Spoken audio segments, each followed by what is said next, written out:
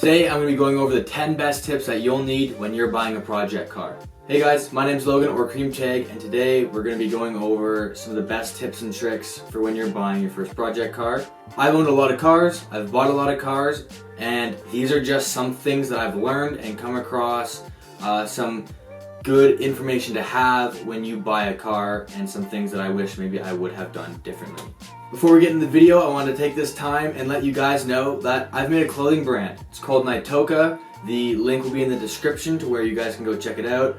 Currently, we just have our Instagram page and we have our kind of temporary website set up through the Instagram, and you guys can go check that out. I'll have the link down in the description below.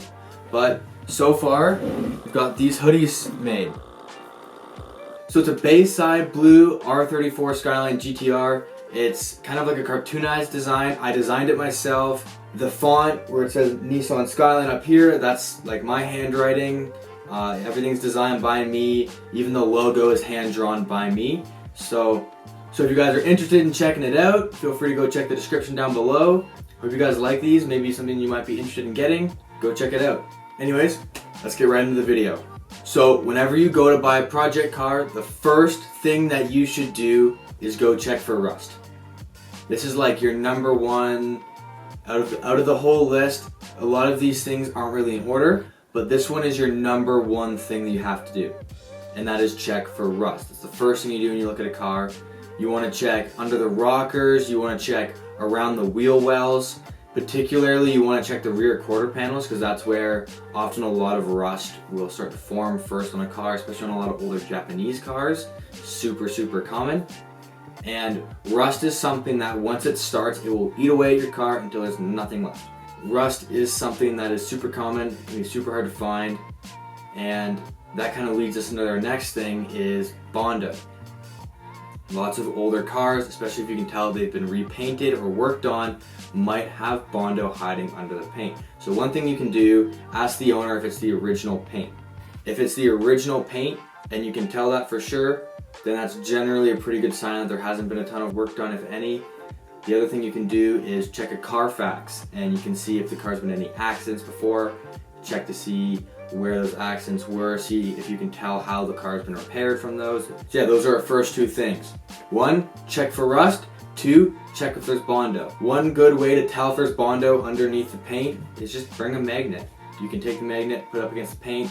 If it falls down, if it doesn't stick to the metal where it should, well, that's a clear sign that there's Bondo there. Number 3, the next thing that you need to look for when you're buying a car is any oil leaks of any kind. Now, if you're going to somebody's house to go look at this car, one really good way you can tell if it leaks a lot of oil, take a look at their driveway, take a look at the street in front of their house. If their driveway is soaked in oil, that's a good sign that maybe the car leaks a lot of oil. A lot of older Japanese cars will leak oil, and that's not necessarily a bad thing, but you want to make sure that it's not an excessive amount. It is super common for a lot of older Hondas to have leaky valve cover gaskets, and that's not a big deal at all. In fact, that's a very good negotiating point. They're super easy to do. It's like 5 or 6 bolts, you undo it, you take the old one out, you put the new one in its place, put the valve cover back on, screw it in, you'll be done in half an hour at the most. It should be super quick, and the gaskets only cost like between 30 to 50 bucks. Super cheap. So yeah, check for oil leaks anywhere.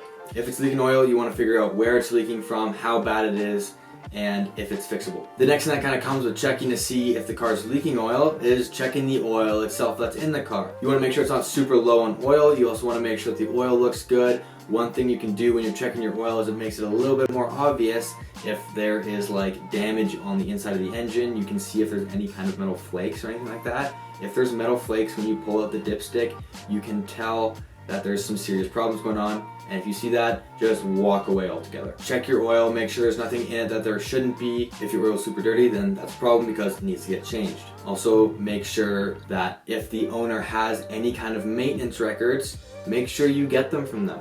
That's a really good important thing to have because it tells you what's been done and when it was done and who did it. Alright, so now that you've gone around the car, you've looked at the wheel wells and underneath the car, all around the car you've checked for rust. You don't see any rust. Now you went and you checked the engine. Engine seems to be dry, or maybe the valve cover gasket needs replacing, but it's not super bad. and that all looks good. Your oil levels look good and the oil looks clean. You checked your coolant looks good. You've gone around, so far so good, right? This car's looking great. Now the next thing you want to do, number 5, we're going to check to make sure that all of the lights around the car work. So I'm talking your headlights, your high beams, your signals, your brake lights, your reverse lights. You want to make sure that all of those things work. And this has been something that I've made the mistake of forgetting to do sometimes. Typically what you want to do is go with a buddy of yours, go with a friend, a parent, somebody who can basically tell you that all of your lights work, because you don't want to trust the person you're buying the car off of. Along the same lines of that, making sure that things inside the car work as well. We'll keep this as number 5 because it's kind of the same idea. Same kind of process. You want to make sure you press every single button inside the car. Every single one. Make sure everything moves properly. Make sure there's nothing that's sticky. Make sure that everything works. Check your AC. Make sure your AC works. This will be a little bit later, but when you go to test drive your potentially new car, you want to make sure that your cruise control works. You want to make sure that your power steering works. You want to make sure that your radio works, that your speakers are decent. Just touch everything, make sure everything works. This is not something you want to have to regret not doing later. All right, so on to number 6. The next big thing that you want to be looking for when you're buying a project car, the next big tip is look at your interior. What kind of shape is the interior in? If the car is dirty, that can bring down the value of the car when you go to sell it. Make sure that the car is nice and clean.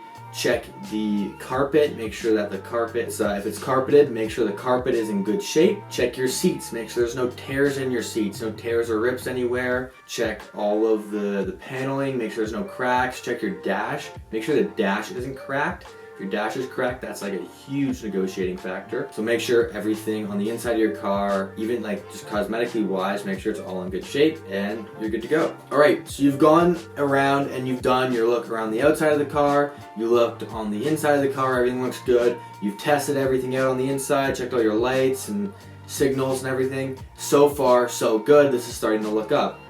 Now it's time to go for a test drive. This is number 6.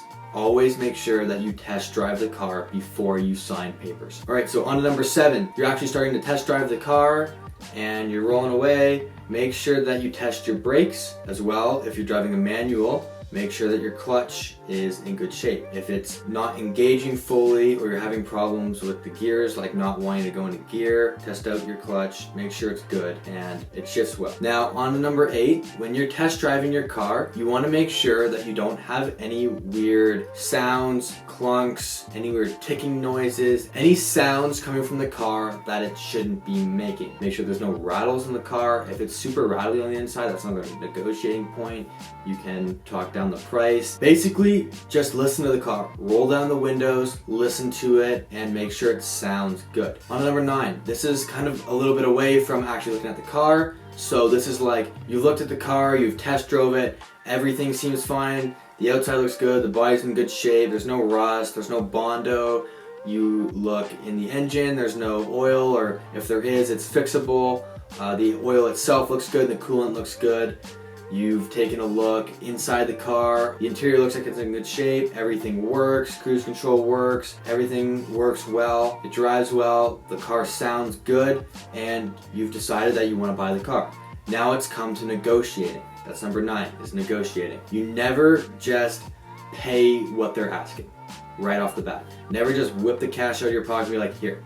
Because 9 times out of 10, the person is willing to go down on the price. They're willing to sell the car for a little bit less than what they've listed it for. Make sure you start off by asking if the price is flexible. And even if they're like, I don't know, probably not, no, I'm pretty firm on it, even just shoot out a number. Say they're asking $6,500, so $6,500, and they seem pretty adamant on the price that they've said. Just ask. It doesn't hurt to ask. Just say, so you wouldn't be willing to go down to $6,000, and if they're like, nope, then you leave it there and you pay the price if you feel it's appropriate. If you don't feel the price is appropriate, walk away. There's always another car. That's one thing I've learned. I've looked at a lot of cars. I've owned a lot of cars. There is always another one out there. If the one that you want falls through, there will always be something else. So don't be afraid to walk away. Now, if they do say, yeah, I'm negotiable on the price, then ask them what their lowest is. And say they're listed for $6,500, they say, I can do $5,500. Now you just kind of like, just play it by ear. Now, if they're like, yeah, that's as low as I can go, well then there you go. You just negotiated down $1,000 without even saying anything. And that may seem kind of unrealistic, but it's happened before. I've done that. I've negotiated down significant amounts because I just asked. Are you willing to go down any further?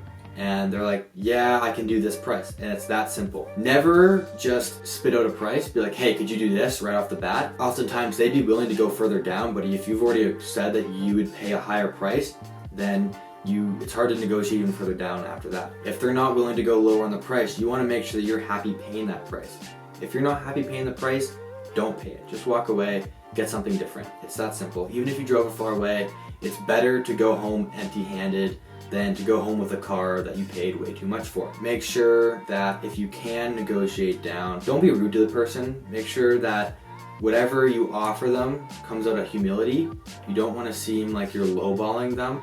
If anything, you want to say, hey, I'm offering this because this is what I've got. If the car is listed for $6,000 and you only have $2,000, don't go look at the car. The biggest thing I can say when you're negotiating is play it by ear, see how the person's reacting, and just go based off of that. See what you can get the car down to. Don't be rude to the person, but also be willing to kind of try and push them a little bit in a respectful way, of course. You don't want to be rude to the person. That's number one. Because if you start being rude to them, that's it. You're not going to be able to buy the car. They won't sell it to you, and you shouldn't have gone in the first place. On to number 10. That was kind of a long one, but on to number 10 now. So when you're signing the paperwork and everything, just ask for their ID. Just be like, hey, can I get a picture of your driver's license just for safety? I do this with every car that I buy. I get a picture of the person's driver's license. It's not because I think the person is sketchy or anything. It's just for my own safety and for theirs as well. Just so you have proof of everything as much as you possibly can. Just get a picture of that just in case. What if you buy a stolen car? Now, you don't want to end up buying a stolen car. Sometimes you don't know. Another way you can know for sure if it's been reported stolen is by doing a Carfax check, and that's super easy to do. So I would highly recommend doing one of those. But getting a picture of their driver's license is the best thing you can do in case you're buying a stolen car, because then you basically give the police who stole the car, and then everything will hopefully sort itself out. I don't really know how that really works because I've never had to deal with that, luckily, but if you have all that information, that's really important. So those are the 10 best tips that I have personally for when you go and buy a car. Hopefully this video helped you out at all, and feel free to ask any more questions you have in the comments section down below. Remember to go check out the merch, and yeah, hopefully you guys enjoyed the video. Remember to like, comment, and subscribe, and turn that post notification bell on. I upload every Sunday, so make sure you turn on the post notification bell so you guys can see my uploads next week whenever they come out right away. Thank you guys for watching, and I'll see you next time.